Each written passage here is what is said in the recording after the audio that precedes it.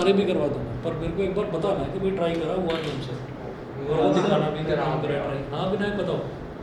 Sir इस वाले question में 33 में हाँ वेक्टर्स ही करेंगे क्योंकि बॉल नीचे आ रही है तो वापस ऊपर आ रही है नहीं तो नहीं वापस नीचे मैं बता रहा हूँ सुनिए। एग्जाम्पल नंबर 33, पहले तो ये बता दीजिए जो बच्चे अभी ऑनलाइन हैं सबके पास एग्जाम्पल नंबर 33 आप देख पा रहे हो, पेज नंबर 24 पर है, या मुझे लिखने की ज़रूरत है बता दो। सिमरन, सोमेन, दिव्यांका, एग्जाम्पल नंबर 33 है सभी के पास लिखा हुआ दिखाई दे रहा है? Yes sir. ठीक है, अब देखिएगा जरा। एग्जाम्पल 33 में है a tennis ball is dropped on the floor from a height of 4 metre. तो एक टेनिस बॉल को ऊपर से नीचे गिराया जाता है। तो example number 33,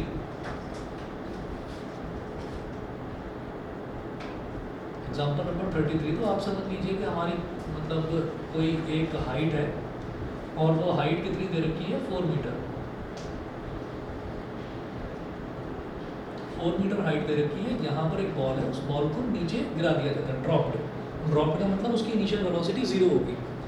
A tennis ball is dropped on the floor from a height of 4 meter. It rebounds to a height of 3 meter.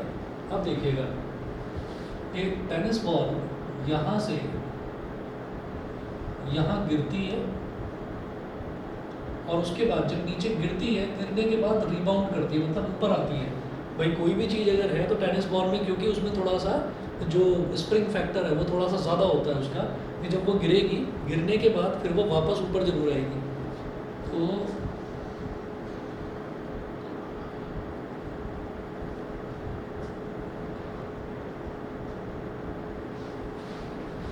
It rebounds to a height of 3 metre. चलिए जी, तो ये यहाँ से वापस 3 मीटर तक ऊपर फिर वापस जंप लगा जाती है। 4 मीटर से हमने गिराया, गिरने के बाद फिर से वो वापस आती है 3 मीटर तक ऊपर वापस जंप करती है। If the ball was in contact with the floor for 0.01 second, तो क्या होता है कि जब टेनिस बॉल है, तो टेनिस बॉल जब आप ये मान लीजिए कि इतनी वेट है उसकी, तो जब वो गिरेगी तो गिरने पर थोड़ा सा दबती है, दबने के बाद फिर से एक्सपैंड होगी और फिर ऊपर की तरफ जाएगी, ऐसा होता है। ठीक है, तो उसमें वो जो टाइम ऑफ कांटेक्ट है ना उसका, कि वो गिरी, थोड़ा सा दबी, फिर खुली और फिर ऊपर की तरफ गई, तो वो जो उसका टाइम है, टचिंग टाइम है, वो 0.01 सेकेंड। 0.01 सेकेंड के लिए वो यहीं पर रुकी रहेगी। अच्छा, what was it average acceleration during contact? During contact, जब कांटेक्ट हुआ, जब ज़मीन के साथ कांटेक्ट हुआ, तब उसका एवरेज एक्सेलरेशन क्या था? ठीक है, और ये जो इसका आंसर है ये है 1652 मीटर पर सेकंड स्क्वायर, ये है। तो अब आप देखिएगा ये कैसे निकाला जाएगा। हम ये करेंगे कि सबसे पहले बॉल यहाँ से ऐसे नीचे गिरती है, तो डाउनवर्ड मोशन,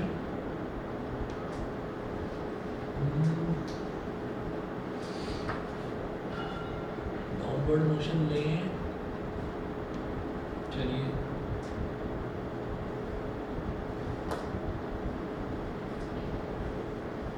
जब हमने डाउनवर्ड मोशन की बात करी, तो डाउनवर्ड मोशन में ऐसा होता है कि जो इनिशियल वेलोसिटी थी वो थी इसकी 0 मीटर पर सेकंड। ठीक है, उसके बाद जब ये नीचे गिरा, जब ये बॉल नीचे गिरी, हाँ, तो ऊपर से नीचे गिर रही है। ऊपर से नीचे गिरने का मतलब ये है कि 9.8 या 10, चलिए छोड़िए उसको, मैंने कहा कि इसको प्लस का जी ले लिया हमने। ठीक है, हम क्या करेंगे, हम इसका रिजल्ट कोशिश करते हैं कि जी के टर्म्स में निकालने, और लास्ट में जी की वैल्यू रख देते हैं। ठीक है, अब देखिएगा, तो ये जी हो गया, प्लस जी होता है तो बॉडी ऊपर से नीचे गिरती है। अब जब वो ऊपर से नीचे गिर रही है तो कितना डिस्टेंस ट्रैवल कर रही है? 4 मीटर। तो एस कितना हो गया? 4 मीटर। ठीक, उसके बाद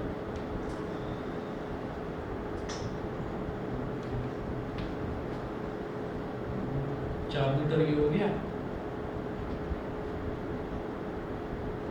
मैं इसमें टाइम निकालूं,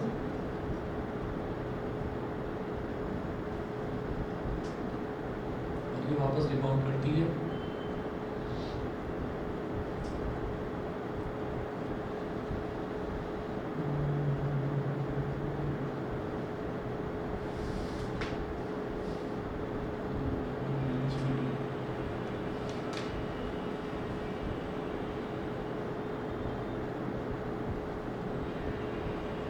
v निकालते हैं,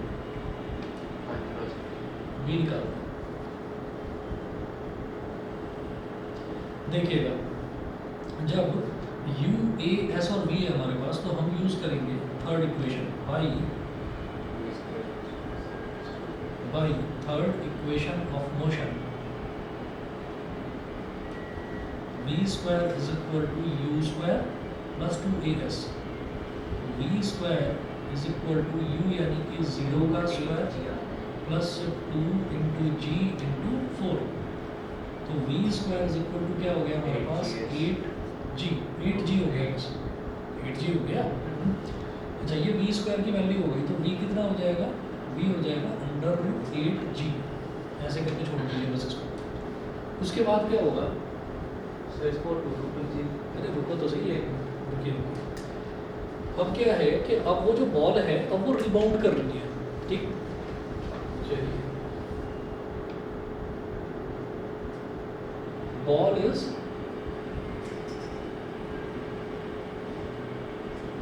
रीबाउंडिंग नाउ, यानी कि टकराकर ऊपर की तरफ उसकी डायरेक्शन चेंज हो रही है, इज रीबाउंडिंग नाउ। तो रीबाउंडिंग में उसने कितना टाइम लिया, बॉल ऐसे ऊपर से नीचे आई, थोड़ा सा दबी, फिर थोड़ा सा एक्सपेंड हुई और फिर ऊपर की तरफ चली। तो वो जो उसका टाइम ऑफ कॉन्टैक्ट था, उन्होंने पूछा है कि it rebounds to a height of 3 metre if the ball was in contact with the floor for 0.01 second, what was its average acceleration during contact. तो कॉन्टैक्ट के दौरान उसका एवरेज एक्सेलरेशन कितना था, ठीक है। अब मेरे को ये मालूम है कि जब वो रिबाउंड हो गई तो अब मैं लिखूंगा upward motion,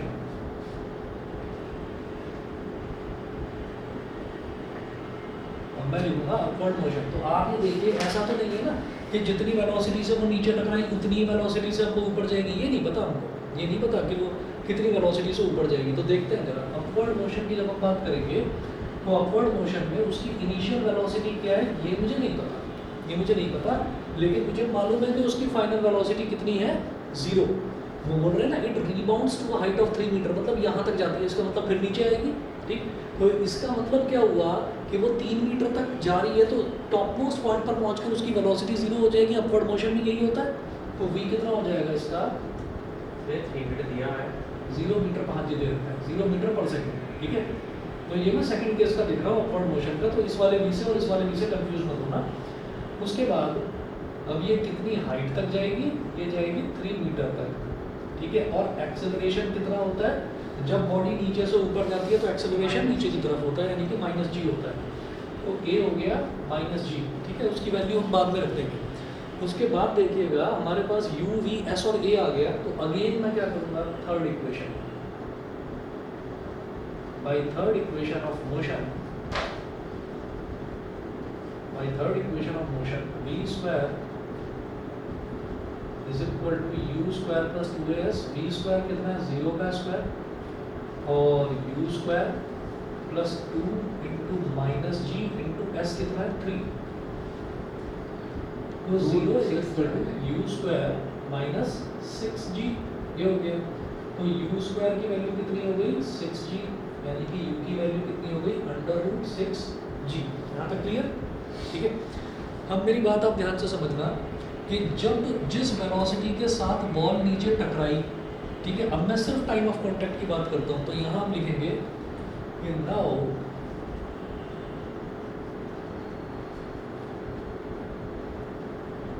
let us discuss only about time of contact. Let us discuss only about time of contact. सिर्फ टाइम ऑफ कॉन्टैक्ट की बात करेंगे। तो भाई टाइम ऑफ कॉन्टैक्ट में क्या क्या शामिल है, ये फ्लोर है, बॉल का आना एक वेलोसिटी से, तो बॉल जिस वेलोसिटी से आ रही है अब उसको मैं मानूंगा u, बॉल जिस वेलोसिटी से जा रही है उसको मैं मानूंगा v, ठीक है। और ये जितनी देर तक ये कांटेक्ट में रही वो होगा हमारा time of contact, that is 0.01 second, समझ गए, 0.01 सेकेंड, ये हो गया। उसके बाद देखिएगा अब क्या करेंगे हम, अब हमारे पास v है और हमारे पास u है, लेकिन है क्या प्रॉब्लम कि u जो है वो इस डायरेक्शन में है, v जो है वो इस डायरेक्शन में। तो हम ये लिखेंगे कि एक्सेलरेशन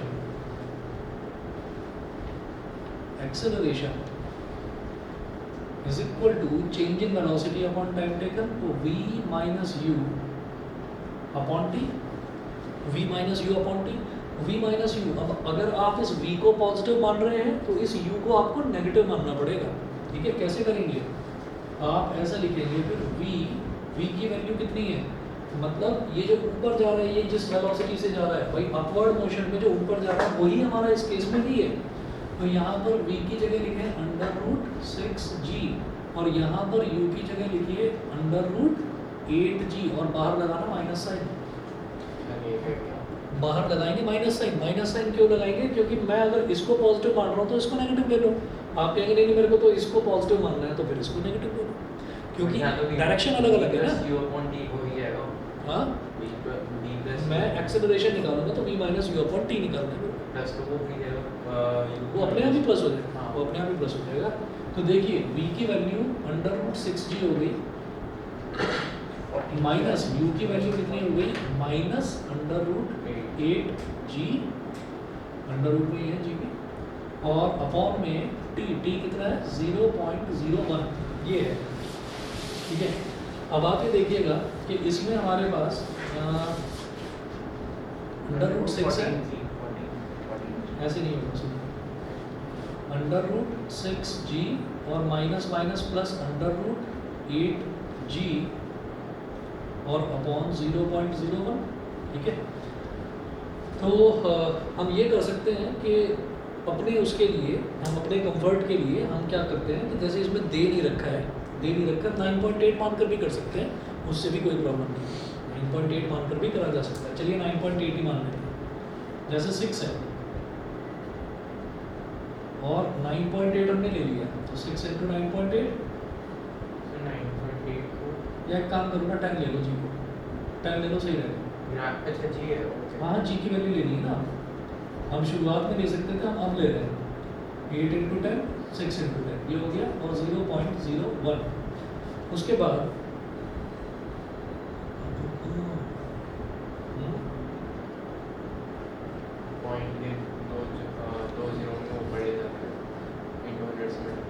अब इसको ऐसा कर सकते हैं कि जैसे ये 6 है तो 6 को ऐसा लिख सकते हैं 3 × 2, और 10 को क्या लिख सकते हैं 2 × 5, ये हो गया।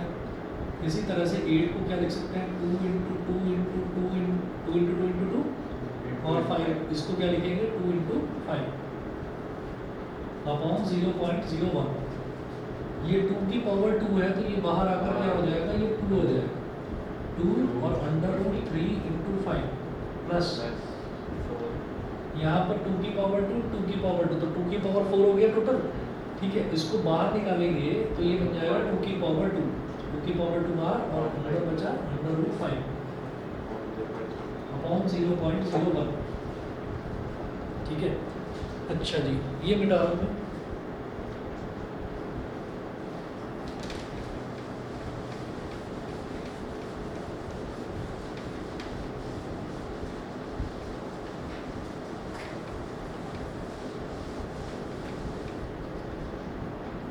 हाँ जी, तो यहाँ पर 3 × 5 = 15, ये √5। अब क्या करा जा सकता है, √15, ठीक है। देखो कैलकुलेट करना जानते हो, स्क्वायर रूट तो निकालना जानते हो, करके बताऊँ, बता दूँ, ठीक है। चलिए इस तरफ कर रहा हूँ उसको,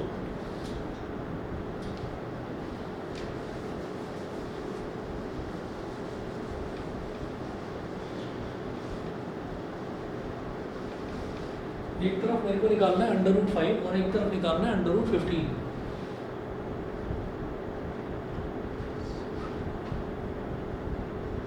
√15 निकालते हैं तो डेसिमल के बाद 2 0, डेसिमल के बाद 2 0, डेसिमल से पहले कितनी डिजिट है 2 है, और डेसिमल से पहले मैं ऐसे चलता हूँ, उल्टा चलता हूँ और 2 2 का पेयर बनाता हूँ, और डेसिमल के बाद हम सीधे चलते हैं कि लेफ्ट से राइट, तो 2 2 का पेयर बनाते हैं, बस इतना करते हैं। ये करने के बाद में स्क्वायर रूट कैसे निकाला जाता है? 15 से जस्ट छोटा परफेक्ट स्क्वायर बताइए। 15 से जस्ट छोटा परफेक्ट स्क्वायर क्या हो जाएगा? 9। भाई 16 तो 15 से बड़ा हो जाएगा ना, तो 9 हो जाएगा। तो मैं कैसे लिखूंगा? 3 × 3, 3 3 ज़ा 9, 15 - 9 is 6। 3 ने 3 को मल्टीप्लाई करा था, अगले स्टेप में 3 में 3 को ऐड कर देंगे, ऐड करा तो 6 आ गया। ये 2 0 नीचे कॉपी करेंगे, डबल 0 आ गया। अब क्या है? 6 के आगे कुछ कुछ नंबर्स लगाते जाएंगे। जैसे मान लीजिए मैंने 6 के आगे लगाया 1, 61 बन गया। अब इसको 1 से ही मल्टीप्लाई करना पड़ेगा, तो ये बनेगा 61। तो ये 600 के कंपैरिजन में बहुत छोटा है। फिर क्या करेंगे? 6 के आगे 4 लगा कर देखो, ठीक है। तो 4 4 ज़ा 16, 4 6 ज़ा 24 और 1 25, 256, अभी भी बहुत छोटा है। 6 के आगे आप कितना लगा कर देखें? 9 लगा कर देखें। 9 9 ज़ा 81, 8 कैरी, 9 6 ज़ा 54 और 8 62। चलिए ये बड़ा हो गया, तो 8 लगा कर देखें। 6 के आगे 8 लगाया, फिर 8 से मल्टीप्लाई करा। 8 8 ज़ा 64, 6 कैरी, 8 6 ज़ा 48 और 6 54, तो 544 हो गया। 544। अब सब्ट्रैक्ट करेंगे। 10 - 4 is 6, 9 - 4 is 5 और इधर 5 - 5 is 56 आ लिख दिया ना, 68 8 था, ठीक है। क्लियर है भाई?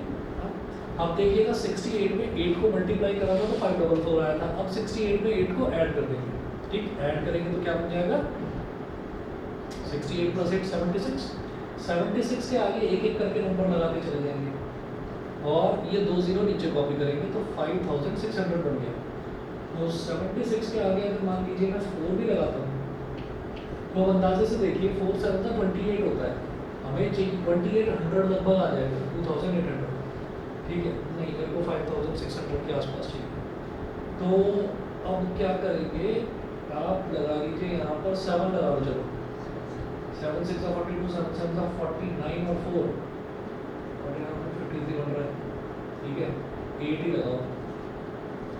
8 8 ज़ा 64, 6 कैरी, 8 6 ज़ा 48 और 6 54, 5 कैरी, 8 7 ज़ा 56, बड़ा हो जाएगा। 7 से ही करिए, ये हमारे पास आ गया 3.87। क्लियर है? बस उसके आगे मेरे को 2 डेसिमल प्लेस से आगे मुझे जाने की ज़रूरत नहीं है, इतना करके छोड़ दो, ठीक। तो ये हमारे पास आ गई √15 की वैल्यू। तो हम लिखेंगे 2 × √15 प्लस 2 का स्क्वायर क्या? 4 × √5। अब √5 कैलकुलेट करते हैं जरा। ये तो √15 हो गया। यहाँ तक सभी बच्चे बता दें, क्लियर है? √15 तक √15 की जो वैल्यू निकाली है दोबारा बता दूं क्या, या क्लियर है सभी को? क्लियर है सर। ठीक है जी। अब मैं आगे चलता हूँ। अब मेरे को क्या करना है कि मेरे को √5 की वैल्यू निकालनी है। √5 निकाल लीजिए। वैसे तो वैल्यू इसकी याद रखनी चाहिए, √2 √3 और √5 की, ठीक है। और फिर भी कैलकुलेट करके देख लेते हैं कि इतना छोटा नंबर अगर हो तो उसका स्क्वायर रूट कैसे निकालते हैं। √5, तो 5 के आगे डेसिमल लगाकर 2 0 इधर और 2 0 इधर, ये हो गया। अब डेसिमल से पहले उल्टा चलते हैं, मतलब राइट से लेफ्ट की तरफ चलते हैं। तो एक ही डिजिट है, 2 डिजिट मेरे को मिल नहीं रही है, तो बस एक ही बन गया। फिर इधर 2 का पेयर, इधर 2 का पेयर, और इसमें डेसिमल के बाद लेफ्ट से राइट चलते हैं, 2 2 के पेयर बनाते हैं। 5 से जस्ट छोटा परफेक्ट स्क्वायर क्या होगा? 4। 4 कैसे आएगा? 2 × 2 करके, तो 2 2 ज़ा 4, 5 - 4 is 1, ठीक है। अब क्या करेंगे? 2 में 2 को मल्टीप्लाई करा था तो आया था 4। अब 2 में 2 को ऐड करेंगे तो इधर 4 आ जाएगा। ये 2 0 नीचे कॉपी कर लिए, 100 आ गया। अब सुनिए, 4 के आगे अगर मैं 1 लगाऊंगा, 41 × 1, तो ये 41 बन जाएगा, छोटा है। 4 के आगे 2 लगाओ, इधर कर दो। 4 के आगे 2 लगाओ, फिर 2 से मल्टीप्लाई करिए, 2 2 ज़ा 4, 2 4 ज़ा 8, 84 हो गया। ये ठीक है, 3 लगाएंगे तो बड़ा आ जाएगा, ठीक है। तो ये हमारे पास आ गया 84। 4 के आगे 2 लगाया पॉइंट और उसको 2 से ही मल्टीप्लाई कर दिया। 100 - 84 is 16। फिर ये 2 0 नीचे कॉपी करें तो ये 1600 हो गया। अब क्या करेंगे? 42 में 2 को मल्टीप्लाई करा था तो 84 आया था। 42 में 2 को ऐड कर दीजिए तो क्या हो जाएगा? 44। 44 के आगे नंबर लगाओ कोई भी। 44 के आगे अगर मैं 4 लगा दूंगा तो बड़ा हो जाएगा, तो 3 लगाइए। 3 3 सा 9, 3 4 सा 12, 1 कैरी, 3 4 सा 12 और 1 13, 1 3 2 9। ठीक है, अब कुछ भी आता है मतलब नहीं है मेरे को। 44 के आगे हमने 3 लगाया, उसको 3 से मल्टीप्लाई किया तो 2.23 आ गया √5। तो जो भी इस तरीके के आते हैं ना आपके पास, ये स्क्वायर रूट के अंदर परफेक्ट स्क्वायर नहीं है, 2.25 ही इक्वल आ गया। लगभग हमने 2.2 लिख सकते हैं।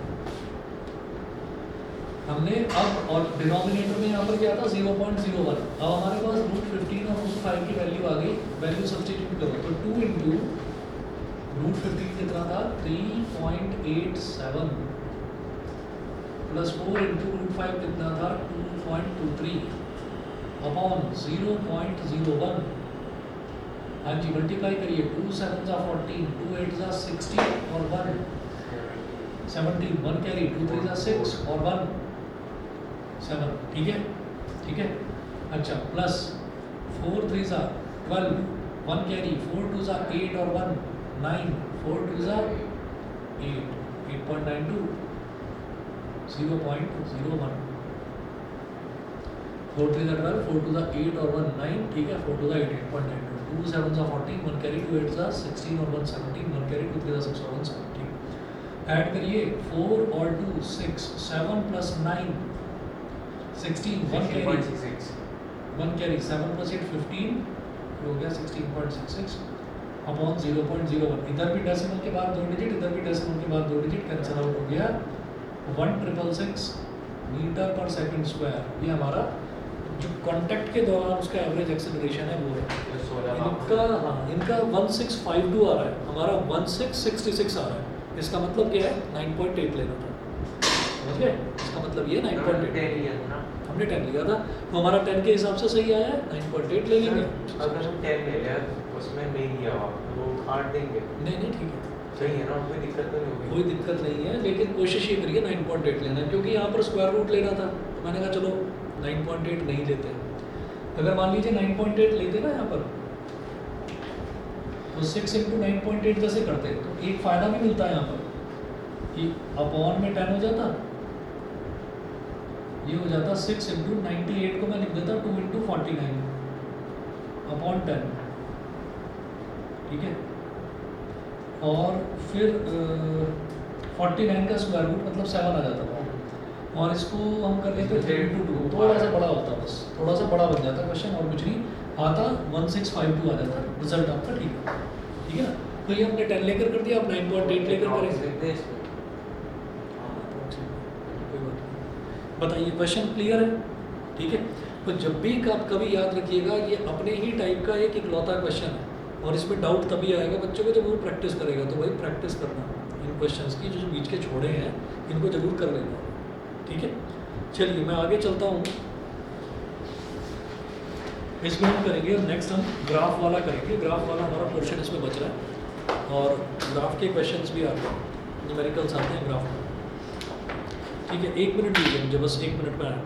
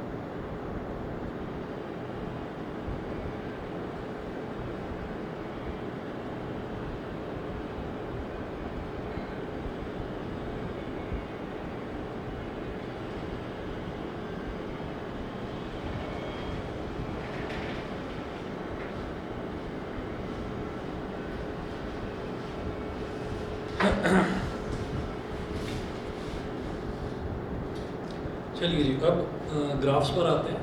तो पोजीशन टाइम ग्राफ से स्टार्ट करूँगा और काफ़ी चीज़ें इसमें आपको याद भी होंगी, 9th क्लास वाली, कोई ऐसा बहुत मुश्किल टॉपिक नहीं है जो ये है।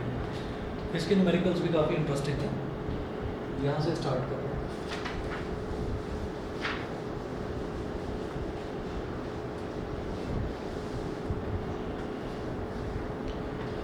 पोजीशन टाइम ग्राफ में आप देखिएगा, position time graph for a stationary object, position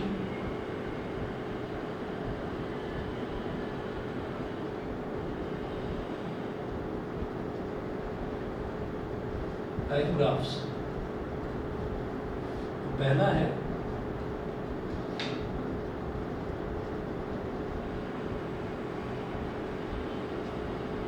position time graph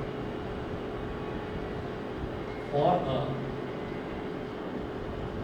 stationary object.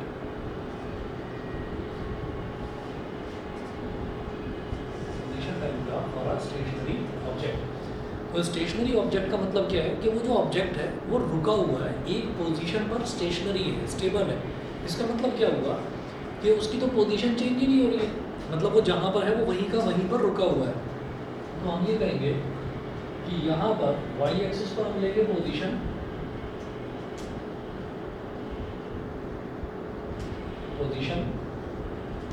और यहाँ पर हम लेंगे time.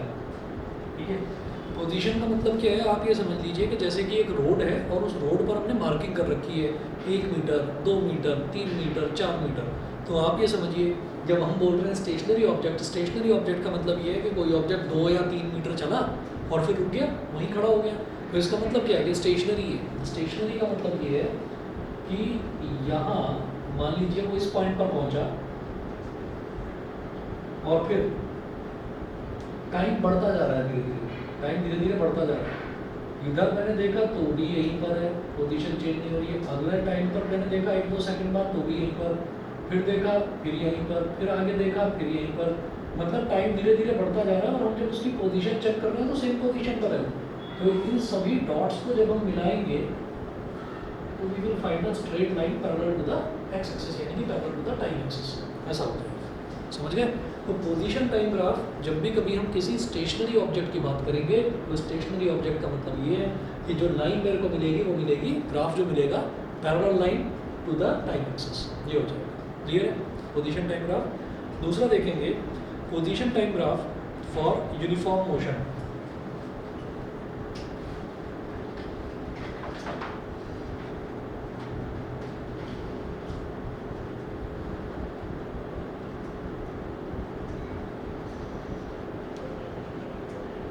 Position time graph for uniform motion.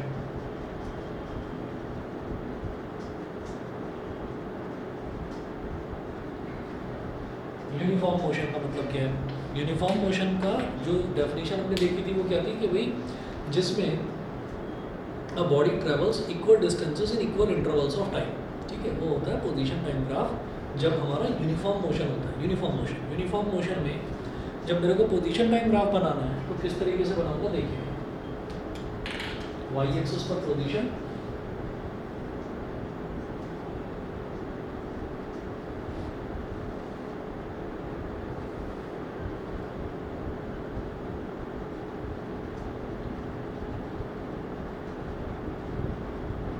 y axis पर पोजीशन और x एक्सिस पर टाइम।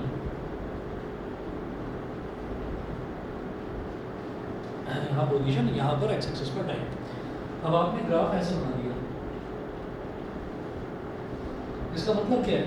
यूनिफॉर्म मोशन, इसका मतलब ये है कि शुरुआत में जो उसकी पोजीशन थी ऑब्जेक्ट की वो थी x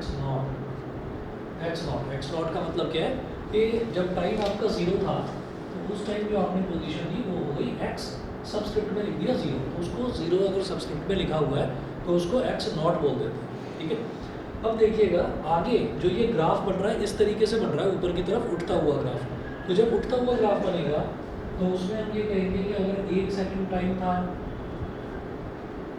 तो उसमें वेलोसिटी, मतलब उसमें जो उसकी वेलोसिटी का पोजीशन कुछ थी, फिर 2 सेकंड था, तो जितना गैप इधर दिखाई देगा आपको लगभग उतना ही गैप यहाँ पर दिखाई देगा। हम कहेंगे यूनिफॉर्मली इतना यहाँ पर था तो यहाँ पर भी इतना ही गैप, इतना यहाँ पर था टाइम का तो इतना यहाँ पर गैप, एक आपको यूनिफॉर्मिटी दिखाई दे जाएगी इसमें कि लगातार जो बॉडी है उसकी पोजीशन जो है वो लगातार बढ़ती जा रही है। ठीक है, मतलब वो एक सेम स्पीड से चल रही है। ऐसा नहीं है कि मैं अगला 4 सेकंड देखूंगा और 4 सेकंड पे मुझे दिखाई देगा कि नहीं वो जो है वो रुका पड़ा है, वो बॉडी की पोजीशन चेंज ही नहीं हुई। तो अगर ऐसा हो जाएगा तो फिर मैं बोलूँगा कि यूनिफॉर्म मोशन नहीं है, तो वो नॉन यूनिफॉर्म मोशन कहलाएगा। ठीक है, अच्छा अब इसमें ना एक चीज़ और देखनी होती है कि जो ये पोजीशन टाइम ग्राफ है, पोजीशन टाइम ग्राफ इसका जो स्लोप है, इसके स्लोप से मेरे को क्या मिलता है, वेलोसिटी मिल जाती है। सर एक चीज़ पूछनी है। हाँ जी, इसमें ऐसा नहीं है कि यूनिफॉर्म मोशन का टाइम ग्राफ तो 0 से स्टार्ट होना चाहिए। यूनिफॉर्म मोशन का जो ग्राफ है इसमें अगर हम अभी एक्सेलरेशन की बात पूछ रहे हैं, सर जैसे वो ट्राई ग्राफ पोजीशन के साथ टाइम को टाइम बढ़ता जा रहा है तो उसकी पोजीशन भी बढ़ती जा रही सर है। वो 0 से स्टार्ट होना चाहिए वो हो सकता है 0 से भी स्टार्ट हो। अगर हम ये कहेंगे कि बॉडी इनिशियली जब हमने ऑब्जर्व करना शुरू करा तो तब बॉडी अगर रेस्ट में थी तो तब वो 0 से स्टार्ट होगा। लेकिन जब हमने मोशन को ऑब्जर्व करना शुरू करा, फॉर एग्जांपल हम खड़े हुए हैं एक पोजीशन पर और वहाँ पर हमने वाइट कलर का एक निशान लगा रखा है, हम ये कहेंगे कि जब गाड़ी यहाँ से गुजरेगी, जब गाड़ी यहाँ से गुजरेगी तब मैं ऑब्जर्वेशन चालू करूँगा। और गाड़ी जो है वो पहले से 10 मीटर या 100 मीटर ट्रैवल करके आई है, तो इसका मतलब कि वो जो हमारा मार्क है वो 100 मीटर वाला है। यानी कि इनिशियली जब हमने अपनी स्टॉप वॉच ऑन करी उसके मोशन को स्टडी करने के लिए तो तब तक वो 100 मीटर ट्रैवल कर चुका था। तो ये वही चीज़ है कि जब मैंने अपना टाइम 0 सेट करा तब तक वो x0 मीटर चल चुका था, ये वो चीज़ है। और हाँ, अगर हम इसी को कहते हैं कि ये 0 से स्टार्ट हो रहा है तो हम ये कहेंगे कि बॉडी भी हमारे सामने, कार या बाइक जो भी है वो हमारे सामने खड़ी हुई है और रेस्ट में है और तब मैंने स्टॉप वॉच ऑन करी, तो इसका मतलब क्या है कि इनिशियली उसकी पोजीशन 0 ही थी, जिस मार्ग पर हम खड़े हुए थे वहीं पर गाड़ी भी खड़ी हुई थी। ठीक है, तब हमने उसका मोशन ऑब्जर्व किया। क्लियर है? तो यहाँ पर इसका मतलब ये है कि वो पहले से, मतलब जब हमने टाइम चेक करा तो वो पहले से x0 मीटर चल चुका था। ठीक, अच्छा, तो ये हो गया यूनिफॉर्म मोशन के लिए। उसके बाद जब हम बात करते हैं स्लोप की, स्लोप ऑफ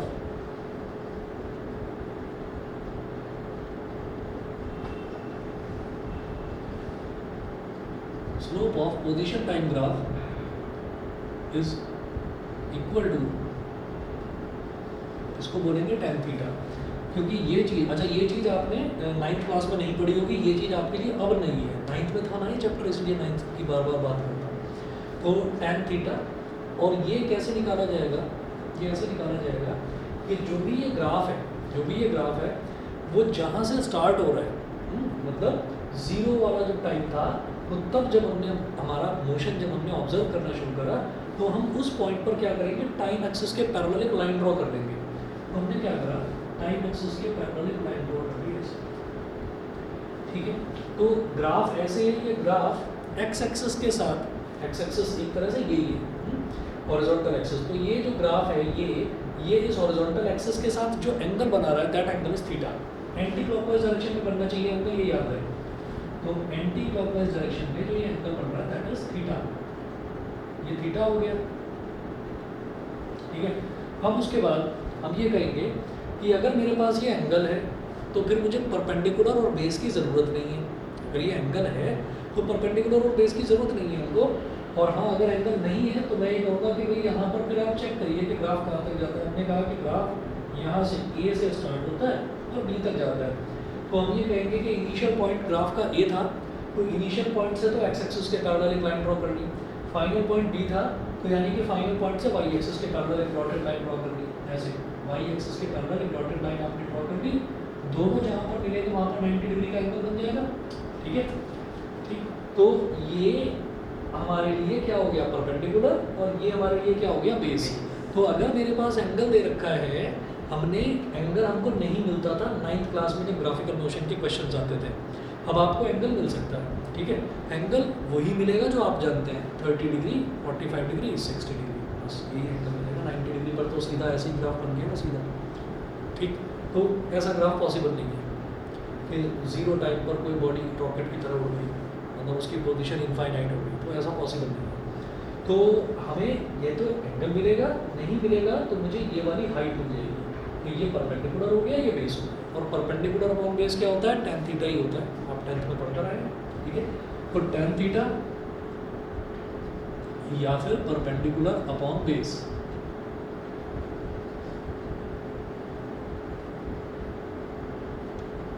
ठीक है, समझ गए? चलिए जी, उसके बाद इससे हमारी निकलती है वेलोसिटी। उसके बाद देखेंगे position time graph for uniformly accelerated motion, ये अलग चीज़ है, थर्ड है। बेटा यहाँ तक क्लियर है ये दोनों चीज़ें? हाँ, कोई बात नहीं, ठीक है, 2 मिनट रुक दो, 2 मिनट बाद चलेगा। तो थर्ड देखिएगा, थर्ड है position time graph for uniformly accelerated motion.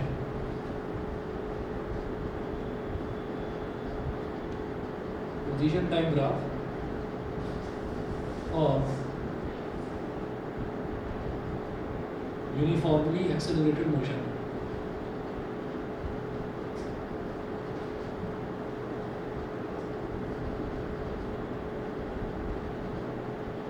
अच्छा, कल जो है ना, कल आपकी फिजिक्स की क्लास नहीं होगी, लेकिन मैं ना वो नाइट में आधे घंटे की या 40 मिनट की एक एक्स्ट्रा क्लास रखूँगा, ठीक है।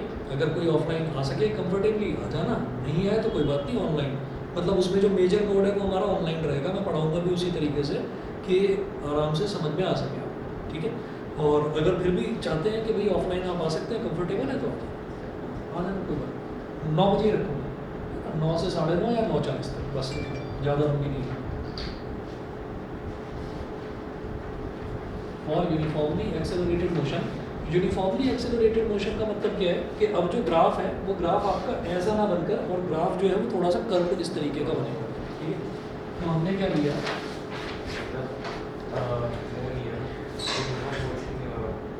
पोजीशन और इधर टाइम। अब आपको एक चीज़ बताऊंगा, आपने tan थीटा तो करा है 10th क्लास में, लेकिन tan थीटा होता क्या है वो आपको अब बताता हूँ मैं आपको। यहाँ पर ये 0 है टाइम, है ना, और जो ग्राफ है हमारा, हमने कहा कि इनिशियली बॉडी ने कुछ डिस्टेंस ट्रैवल कर रखा था, वही x0 डिस्टेंस उसने ट्रैवल कर रखा था शुरुआत में। उसके बाद वही उसने एक्सेलरेशन करना शुरू कर दिया, मतलब अब वो कांस्टेंट वेलोसिटी के साथ, मतलब यूनिफॉर्म मोशन में नहीं चल रही है बॉडी। अब उन्होंने स्कूटर है या गाड़ी है जो भी, उसको एक्सेलरेट कर दिया खूब अच्छे से। जब एक्सेलरेट कर दिया तो भाई उसकी जो ग्राफ है, उसका ग्राफ ना इस तरीके से बनेगा, ठीक है, इस तरीके से, ठीक। तो इसको सडन ग्रोथ कहते हैं, और इसको कांस्टेंट ग्रोथ बोलते हैं। और अगर कोई धीरे धीरे उड़ रही है कोई चीज़ तो उसको ग्रेजुअल इंक्रीज बोलते हैं, ठीक। तो यहाँ पर हम ये कहेंगे कि इस पॉइंट पर अगर वेलोसिटी निकालनी है तो कैसे निकालें, इस पॉइंट पर अगर वेलोसिटी निकालनी है तो कैसे निकालें। तो हम ये कह रहे हैं कि यार यहाँ पर तो समझ में आ रहा था, एक एंगल मिल रहा था, अभी ये जो कर्व लाइन है, कर्व लाइन में तो कभी एंगल बनता नहीं है, तो फिर क्या करें, तो फिर हमको ट्रिग्नोमेट्री की हेल्प लेनी पड़ेगी। कैसे? अगर कहा जाए कि इस पॉइंट पर आप बताएं, मतलब अगर मान लीजिए आपसे बोला जाए कि t = 3 सेकंड पर बताओ, तो आप ये देखेंगे ग्राफ में 3 सेकंड कहाँ दे रखा है, आप देखेंगे यहाँ पर 3 सेकंड दे रखा है, 3 वाला मार्क दे रखा है। तो आप 3 से डॉटेड लाइन ड्रॉ कर देंगे यहाँ पर ऐसे, 3 से आपने एक डॉटेड लाइन ड्रॉ करी, वो इसको डॉट को टच कर देगी, उसने इसको डॉट को टच कर दिया, ठीक। इस ये जो कर्व पाथ है इसको टच कर दिया। अब आप यहाँ क्या करें, यहाँ पर टेंजेंट ड्रॉ कर लें। टेंजेंट जैसा आपने सर्कल में देखा था, सर्कल में आपने देखा था ना कि वो टेंजेंट है, एक पॉइंट पर टच करके जाता है। तो सर्कल नाम की ही एक कर्व फिगर हमने देखी है ना, वो हमने लास्ट ईयर जो है सर्कल वाली जो हमने कर्व फिगर देखी। अब क्या है कि ये इस तरीके का शेप है, पैराबोला बोलते हैं इसको, करेंगे मैथ्स वाले बच्चे करेंगे, फिजिक्स उसको बायो वालों की जरूरत नहीं है। तो आप ये देखिए इस पॉइंट पर आपने एक ऐसी लाइन बना दी जो इसको टच करते हुए निकल रही है ऐसे, और इतने से पोर्शन के लिए आप कहें कि एक लाइन एक्स एक्सिस के पैरेलल और एक लाइन वाई एक्सिस के पैरेलल, ये जो थीटा है इसका टेंजेंट ले लेना है, क्योंकि आपने टेंजेंट ड्रॉ करा है यहाँ पर, तो टेंजेंट की ही शॉर्ट फॉर्म होती है टैन, टेंजेंट का एब्रीविएटेड शॉर्ट फॉर्म है टैन, तो वो टैन होता है। तो इसीलिए स्लोप निकालते टाइम हमको टैन निकालना पड़ता है। तो आप यहाँ पर बोलेंगे कि ऐसे में जब हम वेलोसिटी निकालते हैं यहाँ पर कौन सी वेलोसिटी निकलेगी, क्योंकि यूनिफॉर्म मोशन है तो यूनिफॉर्म वेलोसिटी निकलेगी। आप यहाँ पर चेक करो, इधर करो, इधर करो, इधर करो, इधर करो, ग्राफ में कहीं पर भी चेक करिए, कांस्टेंट वेलोसिटी निकलेगी यहाँ पर। और यहाँ पर क्या है, हर इंस्टेंट पर वेलोसिटी चेंज हो रही है। आप यहाँ पर देखेंगे, आप कहेंगे भाई पोजीशन बड़ी ज़बरदस्त तरीके से बढ़ गई, आप यहाँ पर कहेंगे अरे वाह भाई वहाँ पोजीशन तो बहुत आगे चली गई, ठीक है। इसके कॉरस्पॉन्डिंगली देखेंगे तो पोजीशन यहाँ, इसके कॉरस्पॉन्डिंग आप कहेंगे अरे ये तो बहुत तेज़ बढ़ गई है, पोजीशन बहुत ज़्यादा बढ़ गई है, तो इसका मतलब एक्सेलरेशन हो रहा है। तो एक चीज़ और, वेलोसिटी इज इक्वल टू, एक तो होता है tan थीटा, ले लीजिए tan थीटा, उसके अलावा dx by dt। dx by dt मतलब अगर आपको पोजीशन दे रखी है, पोजीशन कुछ भी दे रखी है, एक्सप्रेशन के तौर पर दे रखी है, तो velocity dx by dt tan theta dx by dt के इक्वल होता है। ये आप नॉर्मली न्यूमेरिकल्स में भी कर चुके हैं कि वेलोसिटी कैसे निकलती है dx बाई dt।